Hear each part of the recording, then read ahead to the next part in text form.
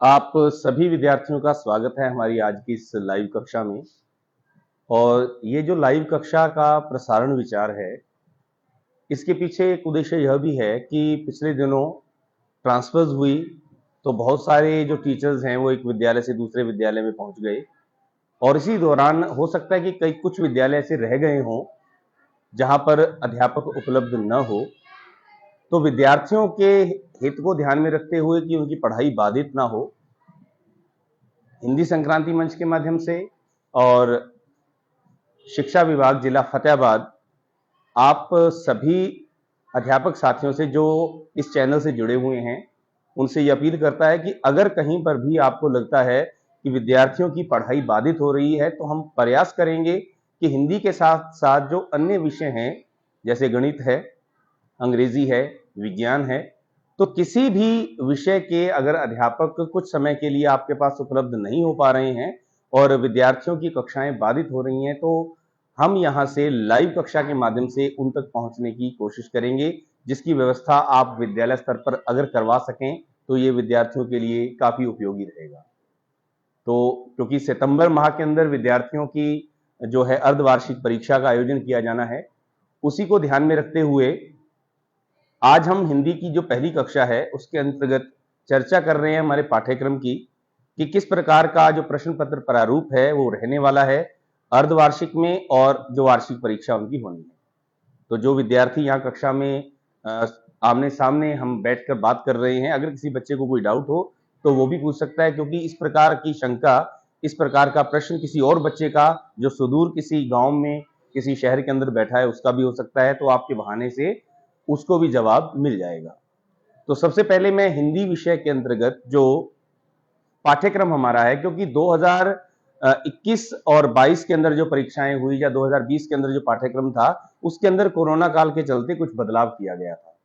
आपके पाठ्यक्रम में कुछ कमी की गई थी, यानी कि लगभग 40% पाठ्यक्रम जो था वो आपका हटा दिया गया था, लेकिन अब स्थिति सामान्य है, जिसके चलते हमारा जो पाठ्यक्रम है वो पूर्ण रूप से रहेगा। और 80 अंकों का जो आपका प्रश्न पत्र प्रारूप रहना है, सबसे पहले मैं उसके बारे में बात करूंगा। और उसके बाद निरंतर जो ये हमारे पास 10-15 दिन का समय है, सितंबर माह के अंतिम दिनों में आपकी परीक्षा शुरू होगी, अर्धवार्षिक हाफ ईयरली एग्जाम आपका शुरू होना है। तो उसके ऊपर आधारित जितने भी उप विषय हैं, जितने भी पाठ हैं, हम उनकी विस्तृत रूप में चर्चा करेंगे। हम प्रश्न पत्र जो हैं, जो हमारे पास क्वेश्चन पेपर अवेलेबल हैं, हम उनके ऊपर आधारित उसका अभ्यास भी करेंगे ताकि आप बेहतर तैयारी कर पाए। तो चलिए शुरू करते हैं। सबसे पहले हम जो बात कर रहे हैं वो हमारे पाठ्यक्रम की है, तो पाठ्यक्रम की ओर मैं आपको लेके चलता हूं। प्यारे विद्यार्थियों, ये हमारे पास जो खंड है, हमने खंड के आधार पर इसको व्यवस्थित किया है। जो हमारे पास खंड क है, यानी कि जो हमारा पहला भाग रहेगा वो व्याकरण खंड है। व्याकरण खंड के अंतर्गत भी दो प्रकार के प्रश्न हमसे पूछे जाते हैं। एक तो हमारे पास रचनात्मक खंड रहता है, जिसके अंतर्गत निबंध लेखन और प्रार्थना पत्र और जो हमारे व्यक्तिगत पत्र होते हैं उनके ऊपर आधारित प्रश्न पूछा जाता है। तो उनका जो अंक विभाजन है आप उसको नोट कर लीजिएगा कि कौन सा उप विषय हमें कितने अंकों का हमारी जो परीक्षा है उसमें पूछा जाएगा। तो सबसे पहले हमारे पास ये हमारे उप विषय हैं जो आप देख पा रहे हैं। इन उप विषयों में हमारे पास ये 10 उप विषय हैं जिनके ऊपर आधारित हमसे प्रश्न पूछे जाएंगे। जैसे हमारे पास पहला उप विषय है संधि, उपसर्ग, प्रत्यय, वाच्य, समास, विलोम, पर्यायवाची, मुहावरे, लोकोक्तियां, शब्द, पद, पदबंध, वाक्य, विकारी, अविकारी शब्द, अनेकार्थी शब्द और अयोगवा।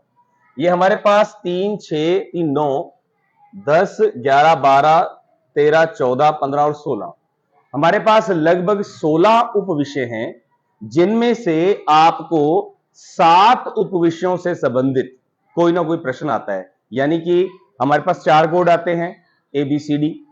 तो हो सकता है कि इसमें से 4 टॉपिक किसी एक पेपर के अंदर आए, अगले 4 किसी दूसरे में आए। तो हमें तैयारी इसकी जो करनी है वो सभी उप विषयों की करनी है, क्योंकि हमें नहीं पता कि हमारे पास जो प्रश्न पूछा जाएगा, जो हमें प्रश्न हमारी परीक्षा में मिलने वाला है, वो इनमें से कौन से उप विषय का होगा। तो यहां पर ये हमारे पास जो उप विषय हैं, हम ये मान के चलते हैं कि ये जो 16 टॉपिक हैं ये 8 हमारे टॉपिक में से आएंगे, यानी कि हो सकता है कि ए में अलग आए, बी में अलग आए, सी में अलग आए और डी में अलग आए। तो ये 2 अंक का एक प्रश्न होगा किसी भी एक उपविषय से अगर प्रश्न आता है। मान लीजिए आपको क्या आए, उपसर्ग आए हैं तो वो भी 2 नंबर के आएंगे, संधि है वो भी 2 नंबर की आएगी, समास है वो भी, प्रत्यय है 2 भी। अगर कोई प्रश्न आपसे पूछा जाएगा तो वो 2 अंकों का ही होगा, और 2 अंकों का प्रश्न जो है उसका आपको उत्तर लिखकर देना है, यानी कि आपको उसको हल करना है। इसमें आपको एमसीक्यू बहुविकल्पीय विकल्प जो है, जो प्रश्न है वो नहीं मिलेंगे। इस बात का आपको ध्यान रखना है। ये प्रश्न जो आपको करने हैं ये आपको हल करने हैं। बात क्लियर है आपको? समझ में आ रहा है आपको? आप बोलकर आप जवाब दे सकते हैं कि आपको ये प्रश्न क्लियर हो गया कि व्याकरण में से जो 14 अंकों के प्रश्न हैं हमारे, वो किस प्रकार से आएंगे। 2-2 अंकों का एक प्रश्न होगा और उसका उत्तर आपको लिख कर देना है, हल करके आपको देना है। इसमें आपको वैकल्पिकता नहीं मिलेगी, आपको विकल्प नहीं मिलेगी। उसके बाद अगला प्रश्न है हमारे पास अलंकार, परिभाषा और उदाहरण। ये भी हमें 2 अंक का प्रश्न आना है। अलंकार का जो प्रश्न आपको पूछा जाएगा वो 2 तरह से होगा। पहला आपको होगा वो परिभाषागत है। आपको अगर मैं उदाहरण से मैं बात समझाना चाहूं तो आपको पहले वो परिभाषा पूछेगा। मान लीजिए आपसे पूछ लिया कि यमक अलंकार की परिभाषा दीजिए, ठीक है, तो 1 अंक का प्रश्न वो बन गया। और दूसरा प्रश्न जो रहेगा 1 अंक का, वो आपको एक उदाहरण दिया जाएगा। जैसे मैंने लिख दिया पीपर पात सरिस मंडोला। तो आपको ये ध्यान में रखना है कि दूसरा प्रश्न जो रहने वाला है वो आपको एक उदाहरण दिया जाएगा और आपको पहचान करनी होगी कि यह अलंकार कौन सा है। तो अलंकार का प्रश्न आपको समझ में आया कि 2 अंकों का प्रश्न, 1 अंक की आपको परिभाषा पूछी जाएगी, आपको उस परिभाषा के साथ उसका उदाहरण लिखोगे तो बहुत अच्छा लगेगा। और दूसरा प्रश्न आपको रहेगा कि आपको एक उदाहरण दिया जाएगा और वो आपसे पूछेगा कि इसके अंतर्गत कौन सा अलंकार है। क्लियर हो गया डाउट आपको कि ये वाला जो प्रश्न हमारे पास आना है, अलंकार और परिभाषा और उदाहरण वाला जो प्रश्न है वो किस प्रकार से आएगा? कोई डाउट नहीं है? चलिए आगे बढ़ते हैं। अगला है हमारे पास छंद संबंधी जो प्रश्न है। तो हमारे पाठ्यक्रम के अंतर्गत 2 छंद शामिल किए गए हैं। पहला छंद हमारे पास है दोहा और दूसरा छंद है चौपाई। तो आपको दोनों में से वैकल्पिकता मिलेगी, यानी कि आपको छूट मिलेगी कि आपको दोहा या चौपाई छंद, ठीक है, इनमें से किसी एक का चुनाव करते हुए आपको उसके प्रश्न का उत्तर देना है। दोहा छंद की परिभाषा लिखिए और उसको आप स्पष्ट कीजिए, या दूसरा प्रश्न आ गया चौपाई छंद की परिभाषा दीजिए और उसको स्पष्टीकरण देते हुए उदाहरण से इसका वर्णन करें। लेकिन कई बार क्या होता है, आपको परीक्षा के अंदर यह भी पूछ लेता है कि छंद किसे कहते हैं। तो प्रश्न हमारे पास 2 नहीं है, अब दोहा और चौपाई के अलावा हमारे पास एक अन्य प्रश्न बनता है। वो प्रश्न क्या है कि छंद किसे कहते हैं और छंद कितने प्रकार के हैं। तो यह प्रश्न भी आपको थोड़ा ध्यान में रखना है। जब हम कक्षा के अंदर करेंगे तो हम करेंगे छंद किसे कहते हैं, छंद कितने प्रकार के हैं, और उसके बाद हम आएंगे दोहा और चौपाई छंद के बारे में जो हमारे पाठ्यक्रम में शामिल है। तो कई बार ऐसा होता है कि प्रश्न को थोड़ा सा और जटिल बनाने के लिए जो प्रश्न पत्र निर्माण करता होता है वो थोड़ा देखता है कि बच्चे को इसकी समझ है या नहीं, कहीं इसने सिर्फ रटा तो नहीं है, क्रैमिंग तो नहीं की है। तो आपको उस चीज के आधार पर भी तैयारी करनी है। अब इसके बाद हम आगे बढ़ते हैं। ये हमारा रचनात्मक कौशल है, यानी कि आपको 4 या 5 विकल्प दिए जाएंगे कि इन उपविषयों पर आधारित एक निबंध लिखिए, जो कि आपको लगभग 300 शब्दों का निबंध लिखना होगा। 300 शब्दों का आपको निबंध लिखना है। और उसके बाद दूसरा हमारा प्रश्न है जो पत्र लेखन से संबंधित है, जिसमें एक हमारा औपचारिक पत्र होगा, एक निरौपचारिक पत्र होगा। औपचारिक जिसको हम कहते हैं फॉर्मल लेटर, और निरौपचारिक पत्र होता है जिसको हम कहते हैं इनफॉर्मल लेटर, जो हम अपने सगे संबंधियों को लिखते हैं, परिवारजनों को लिखते हैं। लेकिन आजकल तो कोई नहीं लिखता, वो बात जुदा है, क्योंकि आजकल तो व्हाट्सएप का जमाना है, वीडियो कॉलिंग हो जाती है। लेकिन ये एक जो हमारी परंपरा में कभी ये चीज रही है, हमारे संपर्क का जो माध्यम रहा है, उसके बारे में हमें जानकारी होनी चाहिए।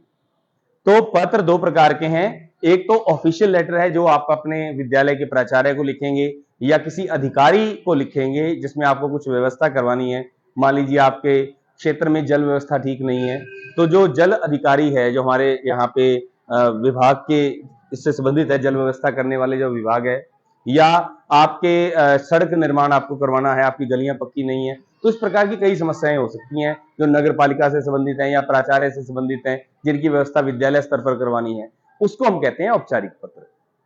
तो आपको एक निश्चित फॉर्मेट दूंगा मैं, उस फॉर्मेट के आधार पर अगर आप उसके अंदर निश्चित जानकारी भर के तैयारी करेंगे तो बड़ी सरलता से ये पत्र भी जो प्रश्न पत्र है इसके अंदर इस प्रश्न को भी हल कर पाएंगे। अब रहती है बात अनौपचारिक की, यानी कि निरौपचारिक पत्र जिसको हम कहते हैं, तो वो हम उसको अलग तरीके से करेंगे, उसके करने का तरीका अलग है। तो ये जो हमारे पास कुल हमारे पास व्याकरण का खंड है 14, 16, 18, 24 और 6, 30। ये खंड क जो जिसकी मैं बात कर रहा था, इसका जो विभाजन रहेगा ये कितने अंकों का रहेगा? 30 अंकों का रहेगा। किसी बच्चे को आप में से कुछ पूछना हो, इसको क्लियर ना हुआ हो कि ये प्रश्न कैसे आएगा या किस प्रकार से पूछा जाएगा, क्लियर है तो मैं आगे बढ़ूं? जवाब दीजिए आप, क्या मैं आगे बढ़ूं? ओके, तो अब हम बढ़ रहे हैं, हमारे पास जो अगला हमारा प्रश्न है वो है, देखिए हमारे पास जो किताबें हैं वो दो प्रकार की किताबें हैं। आप जानते हैं कौन कौन सी किताब है हमारी? पुस्तक का नाम क्या है? क्षितिज और कृतिका। पहली जो हमारी किताब है वो हमारी पाठ्य पुस्तक, अनिवार्य पाठ्य पुस्तक के रूप में। दूसरी हमारी क्या है, जिसको आप सप्लीमेंट्री संपूरक पाठ्य पुस्तक कहते हैं। पहली हमारी क्या है? पाठ्य पुस्तक है, और दूसरी हमारी किताब के ऊपर लिखा हुआ है संपूरक पाठ्य पुस्तक, यानी कि सप्लीमेंट्री रीडर। तो इसका औचित्य क्या है सप्लीमेंट्री का, कि जो हम पढ़ रहे हैं उसको संपूर्णता देने के लिए, जैसे कई बार मैं आपको कक्षा में बताता भी हूं, समझाता हूं कि जैसे आप खाना खाते हैं तो मम्मी या घर में जो आपके अभिभावक हैं वो आपको कहते हैं कि बेटा दूध पी लेना। दूध पीने से क्या होता है कि जो भोजन हमने खाया है अगर उसमें कोई कमी रह गई है तो हम कहते हैं दूध एक संपूर्ण आहार है, आपकी जो डाइट है वो पूरी हो जाए। वैसे ही पढ़ने की जो आपकी आदत है, जो पढ़ने का स्वास्थ्य होना चाहिए, उसको संपूर्णता देने के लिए क्या किया जाता है? संपूरक पाठ्यक्रम का जो इसमें पाठ्यक्रम में शामिल किया जाता है। तो ये आपके पढ़ने की आदत को विकसित करता है कि आप सीटिंग दे सकें, आप बैठ के पढ़ सकें। इस उद्देश्य के कारण ये संपूरक पाठ्य पुस्तक जोड़ी गई है। तो इसको पढ़ने का, इसको हल करने का तरीका वह नहीं है जो हम हमारे नियमित पाठ्यक्रम की बात करते हैं। तो वो किस प्रकार के प्रश्न उसमें पूछे जाएंगे, कितने अंकों के प्रश्न पूछे जाएंगे, अब हम उसके बारे में बात करेंगे। तो हमारे पास सबसे पहले है क्षितिज, जिसके अंदर दो भाग हैं हमारे पास। एक तो हमारे पास है काव्यखंड और दूसरा क्या है? दूसरा क्या है? गद्य खंड। तो आपके सामने स्थिति स्पष्ट हो गई कि हमारे पास दो तरह के खंड हैं। कौन कौन से? काव्यखंड और गद्य खंड। तो जो काव्यखंड है वो हमारा 20 अंकों का आएगा। 30 अंक का हम व्याकरण कर चुके हैं, बात क्लियर हो चुकी है आपको।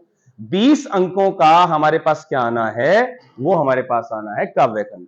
अब काव्यखंड में देखिए यहां पे आप देख पा रहे हैं बहुविकल्पीय है। कितने अंकों के हैं? 8। यहां पे आपको एमसीक्यू प्रश्न मिलेंगे, मल्टीपल चॉइस के बहुविकल्पीय जो प्रश्न मिलने हैं वो आपको काव्यखंड में मिलेंगे। और कितने अंकों के मिलेंगे? 8 अंकों के। और ये वो प्रश्न हैं जिनको आप तभी हल कर पाएंगे अगर आप पाठ्य पुस्तक के अंतर्गत जो कविता जो आपको दी गई है उसको आपने भली भांति समझा है। तो हम इसको जब रिवीजन करेंगे, हम उन प्रश्नों के ऊपर भी बात करेंगे जो परीक्षा की दृष्टि से बहुत महत्वपूर्ण है। यानी कि कई बार जो हमें प्रश्न मुख्य रूप से दिए होते हैं ना, उनमें से नहीं पूछता, वो कविता की पंक्तियों में से प्रश्न पूछ लेता है। तो उसको भी हम उसी तरीके से रिवाइज करेंगे। तो ये प्रश्न आपको कितने अंकों के आने हैं? 8 अंकों के। ठीक है। और इसी प्रकार जो हमारे पास गद्य भाग है, साथ ही साथ बता रहा हूं, जो हमारे पास गद्य भाग है उसमें से भी ये प्रश्न कितने अंकों के आने हैं? 8 अंक। तो 16 अंकों के जो प्रश्न हैं हमारे, वो क्या है? एमसीक्यू हैं। वो क्या है? क्लियर हो गया? बहुविकल्पीय प्रश्न हमारे पास कितने अंकों के आएंगे? 16। तो उसके बाद ये जो प्रश्न विभाजन है, जो अंक विभाजन है, उसको देखिए। भाव सौंदर्य और शिल्प सौंदर्य संबंधी प्रश्न, ये आपको आने हैं 2+2। आपको क्या दिया जाएगा? एक काव्य पंक्तियां दे दी, किसी भी कविता में से काव्य पंक्तियां दी, और उसने कहा कि इसका भाव सौंदर्य स्पष्ट कीजिए और इसका शिल्प सौंदर्य स्पष्ट कीजिए। भाव सौंदर्य का अभिप्राय है कि कवि इस कविता में क्या कहना चाहता है, इन पंक्तियों के माध्यम से उसने क्या कहा है। और दूसरा शिल्प सौंदर्य। शिल्प का मतलब क्या है? आपसे मैंने पहले चर्चा की थी, शिल्प है कविता का बाहरी आवरण। कविता के अंदर किस प्रकार की भाषा का प्रयोग किया गया है, किस प्रकार के अलंकारों का प्रयोग उसमें है, कैसी शब्दावली उसके अंतर्गत प्रयोग की गई है, कविता के अंदर रस कौन सा है। ठीक है, तो ये जो उसका बाहरी सौंदर्य है, जो आंतरिक सौंदर्य है कविता का, वो कहलाता है भाव सौंदर्य, जो स्वभाव है कविता का, जो प्रकृति है।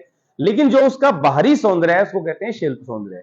तो आपको ये जो प्रश्न है, जब हम कविता को भावार्थ के रूप में पढ़ते हैं तभी हम आपको बताते हैं कि ये जो कविता है, इसको रिज्यूम कर दीजिए।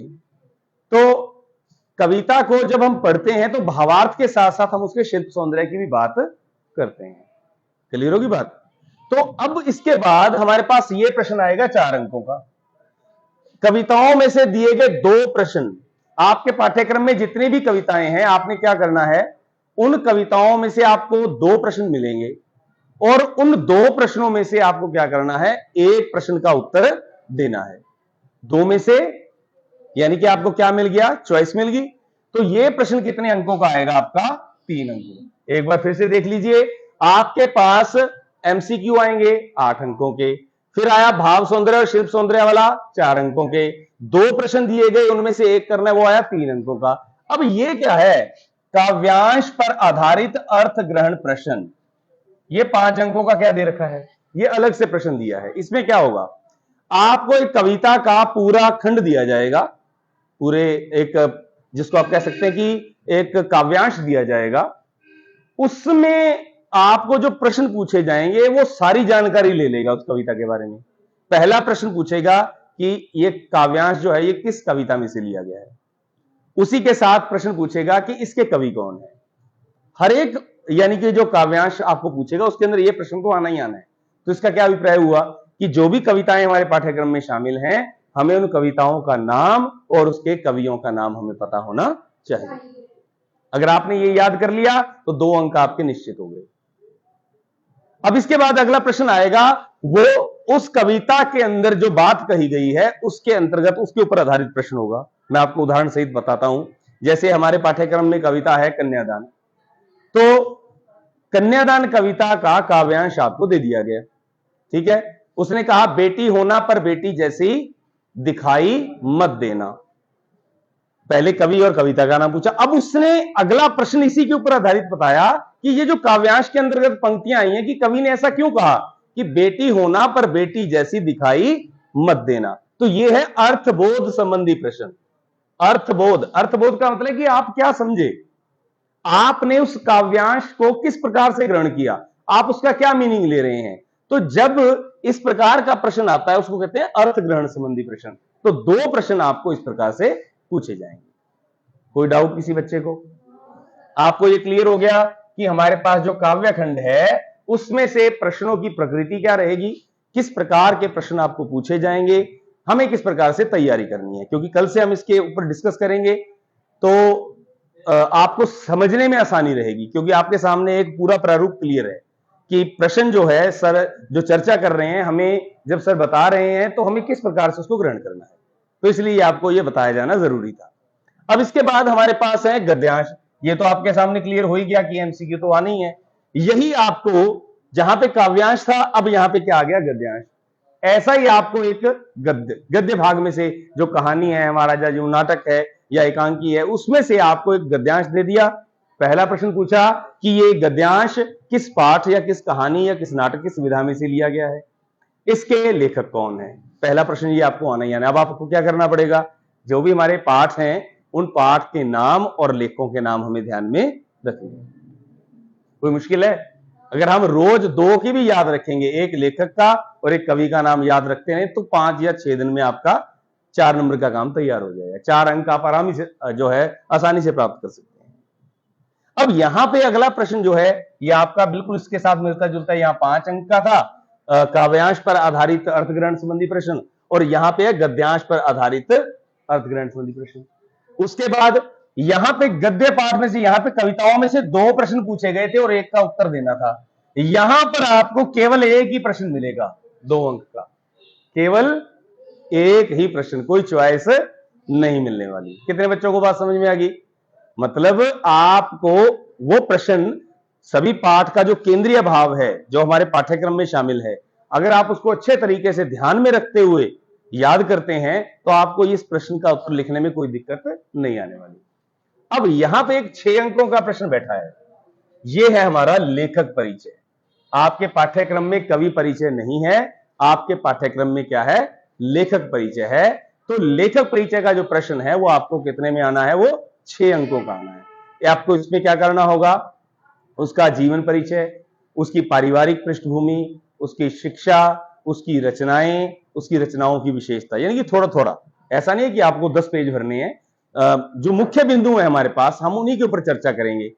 जो हमारे लेखक हैं, जैसे रामवृक्ष बेनीपुरी जी हैं, यशपाल जी हैं हमारे पाठ्यक्रम में, तो उनके जीवन से जुड़े हुए, जो उनके जीवन, उनके माता पिता, उनके परिवार के बारे में, उनका जन्म कहां पर हुआ था, किस प्रकार का साहित्य उन्होंने लिखा, क्यों लिखा, ऐसी उनकी क्या अभिवृत्ति थी, ऐसी उनकी क्या रुचि थी, किस प्रकार का साहित्य उन्होंने लिखा है। और उसके बाद हमारे पास क्या आ जाएगा, ये हमें विकल्प सहित मिलेगा, यानी कि आपको 2 लेखक पीछे दिए जाएंगे और उनमें से आपको क्या करना होगा, केवल एक का ही उत्तर लिखना है।